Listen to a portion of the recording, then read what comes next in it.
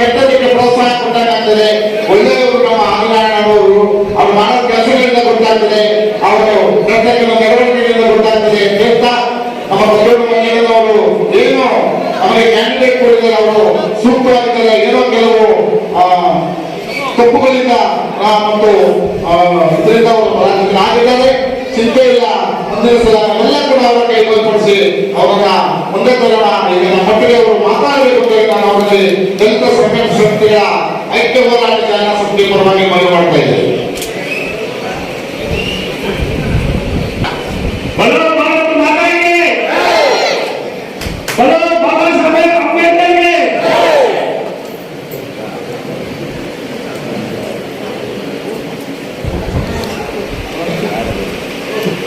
ಎಲ್ಲರಿಗೂ ನಮಸ್ಕಾರ.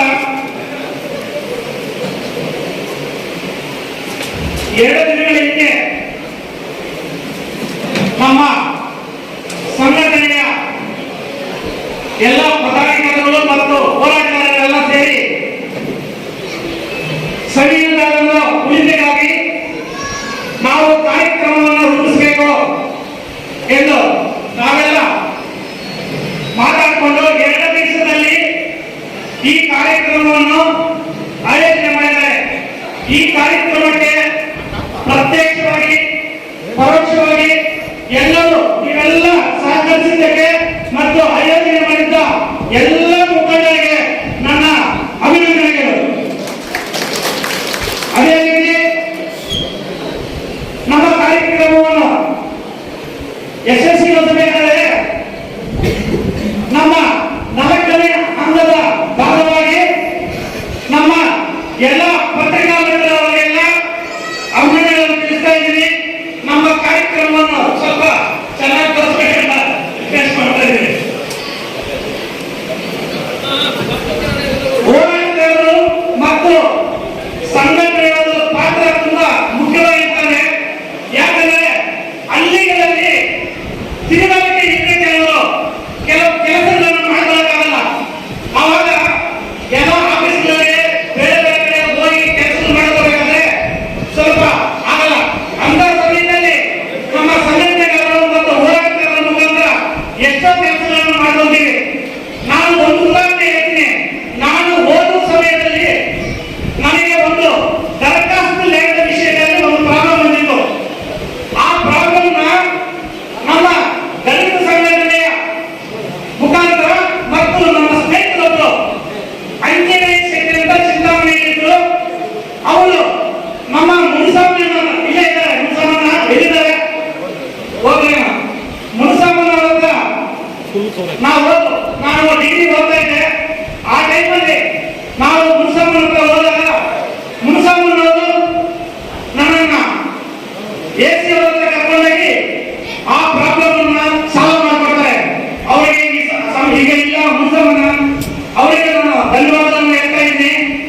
ನಮ್ಮ ಹೋರಾಟಗಾರರನ್ನ ಮತ್ತು ಸಂಘಟನೆಗಳನ್ನ ನಾವು ಉಳಿಸ್ಕೋಬೇಕಾಗುತ್ತೆ. ನಾನು ಈ ಸಭೆಯ ಮುಖಾಂತರ ನಾನು ಮಾಡ್ಕೊಡ್ತಾ ಇದ್ದೀನಿ. ನಿಮ್ಮದೇ ಯಾವುದೇ ಕಾರ್ಯಕ್ರಮಗಳಿಗೆ ಸಂಘಟನೆಗಳಿಗೆ ಮತ್ತು ಹೋರಾಟಗಾರರಿಗೆ ನಿಮ್ಮದೇ ಯಾವುದೇ ಕಾರ್ಯಕ್ರಮಗಳಿಗೆ ನನ್ನ ಬೆಂಬಲ ಇರುತ್ತೆ. ಯಾವಾಗಲೂ ನನ್ನ ಬೆಂಬಲ ಇರುತ್ತೆ.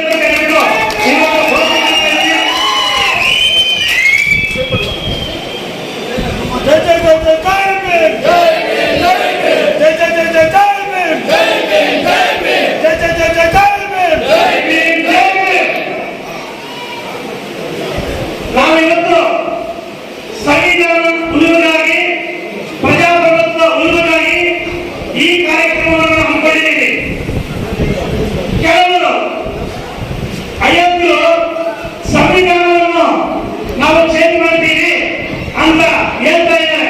ನಿಮಗೆಲ್ಲ ಗೊತ್ತಿರೋ ವಿಷಯನೇ. ಎಲ್ಲ ಮಾಧ್ಯಮಗಳ ಮುಖಾಂತರ ಮತ್ತು ಪೇಪರ್ ಮುಖಾಂತರ ಓದ್ತಾ ಇರ್ತೀರ, ಎಲ್ಲ ವಿಷಯ ತಿಳ್ಕೊಂಡಿರ್ತೀರ. ಪಾಪ ಹಳ್ಳಿಗಳಿಗೆ ಕೆಲವು ಗೊತ್ತಾಗಲ್ಲ. ಸಂವಿಧಾನ ಅಂದ್ರೆ ಒಂದು ಜಾತಿಗೆ ಸಂಬಂಧಪಟ್ಟದ್ದಲ್ಲ, ಎಲ್ಲ ಜಾತಿಗೆ ಎಲ್ಲ ಜೀವಿಗಳಿಗೂ ಸಂಬಂಧಪಟ್ಟಿರುವಂತ ವಿಷಯ. ಸಂವಿಧಾನವನ್ನು ಯಾರು ಬದಲಾವಣೆ ಮಾಡಕ್ಕಾಗಲ್ಲ. ಅವ್ರು ಯಾವುದೋ ಪರಿಸ್ಥಿತಿ ಕಾಣಿಸ್ತಾ ಇದ್ರೆ ಸಂವಿಧಾನವನ್ನು ಬದಲಾಯಿಸಲು ಬಂದಾಗ ನಾವು ಸಂವಿಧಾನದ ಅಂಬೇಡ್ಕರ್ ಅವರ ಅನುಯಾಯಿಗಳು ಒಂದು ಕೂರು ಹಾಕಿದ್ರೆ ಸಾಲು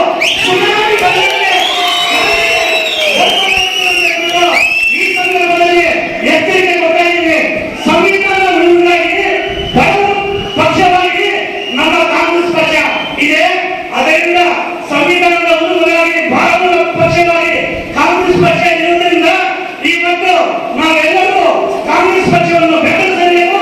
ಕಾಂಗ್ರೆಸ್ ಪಕ್ಷವಾಗಿ ನಾವು ಓಟ್ ಹಾಕಬೇಕು. ಗೌತಮ್ ಅವರನ್ನ ಗೆಲ್ಲಿಸಿಕೊಳ್ಳಬೇಕಂತ ಈ ಸಮಯದಲ್ಲಿ ನಾವೆಲ್ಲ ಮುಂದೆ ಹೇಳ್ತಾ ಇದ್ದೀವಿ. ಜೈ ಹಿಂದ್, ಜೈ ಭೀಮ್. ಜೈ ಜೈ ಜೈ ಜೈ ಜೈ ಭೀಮ್.